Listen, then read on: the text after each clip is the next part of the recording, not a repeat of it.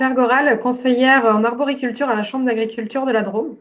Je vais vous faire un petit focus sur l'enherbement permanent sous le rang, qui pour moi est un peu l'avenir de l'agriculture, notamment en arboriculture et en viticulture, dans le sens où ça permettrait de pallier différents problèmes, notamment tout ce qui est réduction des produits phytosanitaires, mais également à certaines méthodes alternatives comme le désherbage mécanique qui comprend en fait beaucoup, notamment le désherbage mécanique, qui en fait pose certaines difficultés, notamment au niveau du temps, de la main-d'œuvre qualifiée, de l'investissement du matériel.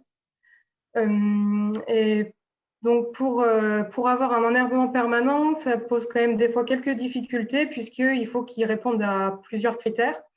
Il faut notamment qu'il soit facile à implanter, qu'il ait également en fait une bonne pérennité dans le temps pour qu'on n'ait pas à ressemer l'enherbement toutes les années ou tous les 2 ans. Il faut aussi qu'il ait une bonne couvrance pour justement étouffer les adventices. Et il faut aussi en fait qu'il y ait peu de concurrence entre l'enherbement permanent et la culture mise en place, que ce soit au niveau de l'eau, de l'azote et aussi de la hauteur, etc.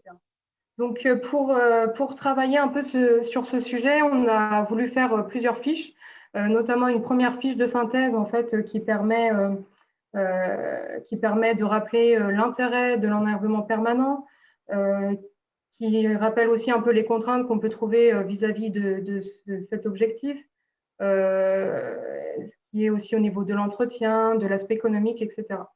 Et on a voulu également faire une deuxième fiche qui en fait reprend un peu tous les essais, les tests qui ont pu avoir lieu dans les stations d'expérimentation, chez les agriculteurs, etc., pour faire un premier listing des espèces qui pourraient être intéressantes à mettre dans un enherbement permanent et aussi un listing de ce qui n'est pas forcément faisable à l'heure actuelle. On a quand même pas mal de données sur pas mal d'espèces, mais qui ne se comportent pas forcément de la même façon d'une région à une autre, ou d'une implantation au printemps ou à l'automne en fonction des conditions météo, etc. Après, il y a quand même certaines espèces qui ont été aussi plus travaillées que d'autres et qui pourraient être, pourquoi pas, après, une bonne piste de travail. Ok. Et est-ce que dans les sujets que vous avez balayés, le côté enherbement spontané, naturel, fait partie des choses que vous avez regardées? Alors, on ne l'a pas spécialement regardé parce que c'est quelque chose qui est difficile à évaluer. Mais c'est vrai que, alors, quand on parle d'enherbement permanent, on pense pas mal au semis.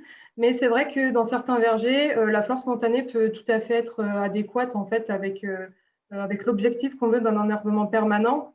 Euh, donc voilà, l'enherbement est déjà présent. S'il permet d'avoir une bonne couvrance, qu'il n'y ait pas trop d'adventices, etc., ça peut tout à fait être envisageable.